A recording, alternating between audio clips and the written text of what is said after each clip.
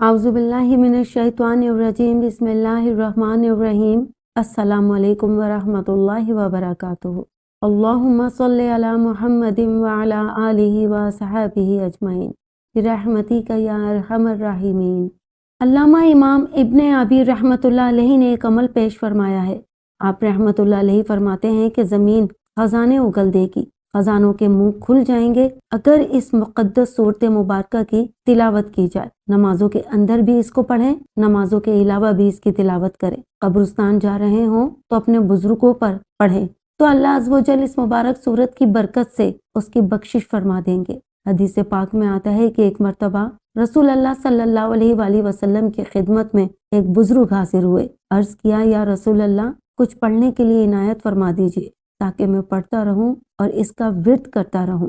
قرآن مقدس کی کوئی صورت یا کوئی عمل، آپ صلی اللہ علیہ وآلہ وسلم نے ارشاد فرمایا، آپ 3 را کی تلاوت کیا کریں۔ عرض کیا، اس کا کیا مطلب ہے؟ فرمایا، جن صورتوں کے شروع میں الف لام را آتا ہے آپ ان کی تلاوت کریں۔ انہوں نے عرض کیا، یا رسول اللہ، میری عمر زیادہ ہو چکی ہے اور یہ تو بہت بڑی صورتیں ہیں، میں ان کو نہیں پڑھ سکتا۔ آپ صلی اللہ علیہ وآلہ وسلم نے ارشاد فرمایا، اچھا پھر آپ 3 حامیم پڑھ لیا کریں، یعنی وہ صورتیں جن کے شروع میں حامیم آتا ہے ان مقدس صورتوں کی تلاوت کریں، جن کے متعلق حضرت عبداللہ بن مسعود رضی اللہ عنہ نے ارشاد فرمایا کہ جب میں ان کی تلاوت کرتا ہوں تو یوں محسوس ہوتا ہے جیسے میں جنت کی سیر کر رہا ہوں۔ انہوں نے عرض کیا، یا رسول اللہ، میری زبان بھاری ہو گئی ہے، میں یہ بھی نہیں پڑھ سکتا، ان صورتوں کا پڑھنا میرے لیے مشکل ہے۔ آپ صلی اللہ علیہ وآلہ وسلم نے فرمایا، تو آپ ان صورتوں کی تلاوت کر لیا کریں جو مسبحات میں سے ہیں،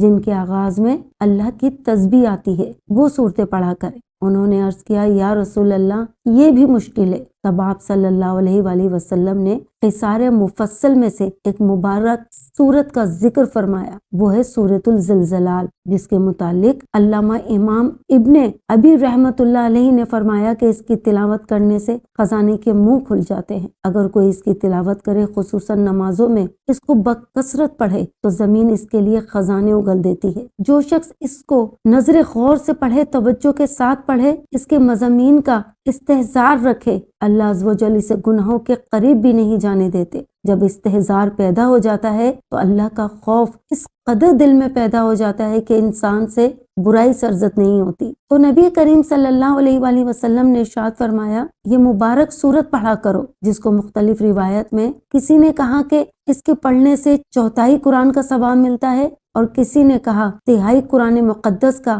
ثواب ملتا ہے، یعنی اسے کسی نے 1/3 قرآن کا درجہ دیا اور کسی نے اسے 1/4 قرآن کا درجہ دیا۔ نبی کریم صلی اللہ علیہ وآلہ وسلم نے فرمایا، اس کی تلاوت کیا کرو، جاؤ اس کو یاد کرو۔ تو صحابی رضی اللہ عنہ خوش ہو گئے، عرض کرنے لگے، یا رسول اللہ، والذین بعثاک بالحق نبیا، اس ذات کی قسم جس نے آپ کو حق کے ساتھ نبی بنا کر بھیجا، میں اس پر کبھی زیادتی نہیں کروں گا، بس یہی مبارک صورت یاد کروں گا اور اس کو پڑھتا رہوں گا۔ تفسیر ابن کثیر میں یہ واقعہ لکھا ہے کہ جب وہ بزرگ جانے لگے تو نبی کریم صلی اللہ علیہ وآلہ وسلم نے فرمایا، اس کو دیکھو، یہ شخص کامیاب ہو گیا۔ میرا اور آپ کا سوال کچھ اور ہوتا ہے، اہل عرب کا سوال کچھ اور ہوتا تھا، یعنی وہ جو سورت پڑھتے تھے، جو آیت پڑھتے تھے، وہ تلاوت کے معنی پر عمل کرتے تھے۔ تلاوت کسے کہتے ہیں؟ تلاوت یہ ہے کہ جو پڑھا جائے وہ عمل میں بھی ہو۔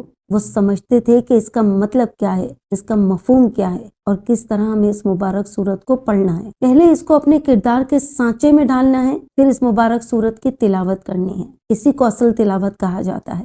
سورۃ الزلزلال زبردست اور مبارک صورت ہے، اسی لیے حضرات اکابر علماء امت نے اس کو اپنے معمولات میں بھی رکھا ہے۔ ہمارے اکثر بزرگ اس مبارک صورت کو نماز تہجد میں پڑھا کرتے تھے۔ پہلی 2 رکعتوں میں سورۃ الزلزلال کی تلاوت کرتے تھے، اور بعض اکابر سورۃ الشمس اور سورۃ الزلزلال پڑھا کرتے تھے، اور بعض سورۃ الزلزلال کے ساتھ سورۃ العادیات پڑھا کرتے تھے۔ فرمایا، جو آدمی نمازوں میں نوافل میں بکثرت اس مبارک صورت کو پڑھے گا، اس کے لیے اللہ کے خزانے کشادہ ہو جائیں گے، دولت بہت ملے گی، رزق کی فراوانی ہوگی۔ اور خزانے صرف پیسے کا نام نہیں، اللہ جب کسی پر اپنے خزانے کھول دیتے ہیں تو ظاہر وہ باطینی، روحانی و جسمانی، اللہ پاک کے سارے خزانے اسے عطا فرما دیتے ہیں۔ آج ہم صرف پیسے کو ہی خزانہ سمجھتے ہیں، حالانکہ اللہ کے عرش کے خزانوں میں کیا کچھ ہے۔ لا حول ولا قوت الا باللہ، اللہ کے عرش کے خزانوں میں سے ایک خزانہ ہے، وہ خزانہ جو اللہ نے اپنے محبوب سرور دو عالم صلی اللہ علیہ وآلہ وسلم کو تحفے میں عطا کیا۔ سورۃ البقرہ کی آخری رکوع، آیت الکرسی، سورۃ الکوثر اور امت مسلمہ کا شرک سے محفوظ رہنا، یہ سب اللہ کی طرف سے عطا کردہ تحفے ہیں۔ اسی طرح فرمایا جو شخص سورۃ الزلزلال اور سورۃ العادیات کو لکھ کر اپنے پاس رکھتا ہے وہ بھی بے خوف ہو جاتا ہے اور رزق اسے آسانی سے میسر آتا ہے۔ اللہ پاک آسانی کے ساتھ رزق عطا فرماتے ہیں۔ سورۃ الزلزلال کے مضامین میں اگر غور کیا جائے تو سخت سے سخت دل والا انسان بھی اگر اس کے مضمون پر سوچے تو یہ مبارک سورت اسے جھنجھوڑ کر رکھ دیتی ہے۔ ایسا شخص جو اس سورت کو نظر غور سے پڑھے، اس کے مضامین پر تدبر کرے، آخرت سے غافل نہیں رہ سکتا۔ اللہ عز و جل کی طرف ہر وقت نگاہ رہتی ہے۔ اذا زلزلت الارض زلزالها، انسان کے لیے ایک حیرت کا لمحہ آئے گا، وہ حیران ہو جائے گا کہ یہ کیا ہو رہا ہے جب زمین کے اندر زلزلہ برپا ہو جائے گا۔ واخرجت الارض اثقالها، زمین اپنے اندر کے بوجھ نکال دے گی۔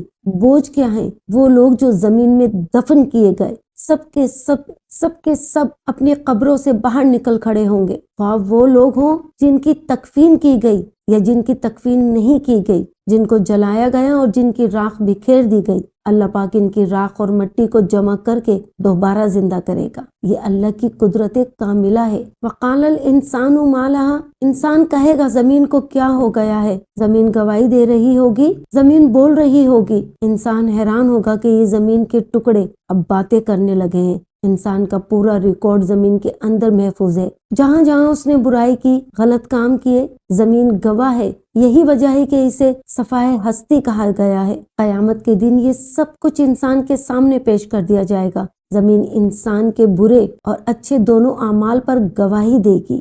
یومئذ تحدث اخبارها، اپنے رب کے حکم سے وہ سب خبریں بیان کرے گی۔ وَمَن يَعْمَلْ مِثْقَالَ ذَرَّةٍ خَيْرًا يَرَهُ وَمَن يَعْمَلْ مِثْقَالَ ذَرَّةٍ شَرًّا يَرَهُ۔ اس مقام پر مفسرین نے لکھا ہے کہ کسی گناہوں کو چھوٹا نہ سمجھو۔ حدیث میں آیا ہے کہ چھوٹے چھوٹے گناہ جمع ہو کر انسان کی ہلاکت کا باعث بنتے ہیں۔ جیسے چھوٹی چھوٹی لکڑیاں جمع کر کے آگ جلائی جاتی ہے، اسی طرح چھوٹے گناہ جمع ہو کر جہنم کا ایندھن بن جاتے ہیں۔ اور اسی طرح نیکی کو بھی حقیر نہ سمجھو، کسی نیکی کو چھوٹا جان کر چھوڑ نہ دو۔ اللہ کی رضا کے جذبے سے کی گئی چھوٹی سی نیکی بھی انسان کی بخشش کا ذریعہ بن جاتی ہے۔ اور فرمایا اگرچہ کسی مسلمان بھائی سے خندہ پیشانی سے ملو، یہ بھی بخشش کا ذریعہ ہے، اس میں کوئی حرج نہیں، بس اخلاق اچھا ہو، محبت سے بات ہو، یہی عمل اللہ کے ہاں جنت کا سرمایہ بن جاتا ہے۔ جہاں تک اس کی فضیلت کا تعلق ہے تو وہ یہ ہے کہ اگر کوئی دشمن، مخالف یا کوئی ایسا شخص جو آپ کو نقصان پہنچانا چاہتا ہو، آپ کو تنگ کرتا ہو، مسلسل پریشان کر رہا ہو اور اس سے جان چھڑانا مشکل ہو گیا ہو، تو اس صورت کو 41 مرتبہ دشمن کی دشمنی کو دبانے اور اس کے شر سے حفاظت کی نیت سے پڑھا جائے۔ سب سے پہلے اول و آخر درود پاک پڑھا جائے، پھر اس کے بعد 41 مرتبہ 41 دن تک یہ عمل کیا جائے، یہ سورت پڑھی جائے، انشاءاللہ تبارک و تعالی بہت جلد اس عمل کو کامیاب فرما دے گا اور آپ کو دشمن کے شر سے نجات مل جائے گی۔ اس طرح اگر کسی کے جسم پر دانے، پھوڑے، پمپلز ہوں تو اس کے لیے بھی یہ عمل کیا جا سکتا ہے۔ اور دوسرا فائدہ یہ ہے کہ اگر آپ کسی وقت بلا وجہ تھکے ہوئے ہوں، دل نہ چاہتا ہو، طبیعت بوجھل ہو، کام میں دل نہ لگتا ہو، حالانکہ دنیا میں انسان کے ساتھ بہت سی ذمہ داریاں ہوتی ہیں مگر طبیعت ساتھ نہیں دیتی، تو اس سورت کے پڑھنے کا فائدہ یہ ہوگا کہ دل ہلکا ہو جائے گا، سستی اور کاہلی ختم ہو جائے گی اور آدمی اپنے کام میں لگ جائے گا۔ اس کا ایک اور فائدہ یہ ہے کہ جس گھر میں بچے بہت زیادہ شرارتی ہوں، بات نہ مانتے ہوں، ضدی ہوں، تو اس گھر میں اس سورت کا پڑھنا یا بچوں پر دم کرنا بہت مفید ہے۔ اسی طرح اگر میاں بیوی کے درمیان محبت کم ہو گئی ہو، شوہر بیوی کی بات نہ مانتا ہو، ماں کے زیادہ زیر اثر ہو، تو اس عمل کو توجہ کے ساتھ کریں، انشاءاللہ حالات بہتر ہو جائیں گے۔ اسی طرح اگر بچے اسکول جانے سے کتراتے ہوں، پڑھائی میں دل نہ لگتا ہو، ہو، بار بار پریشانی یا تکلیف میں رہتے ہوں تو یہ عمل ان کے لیے بہت فائدہ مند ہے۔ اس کا خلاصہ یہ ہے کہ اللہ تبارک و تعالیٰ اس عمل کی برکت سے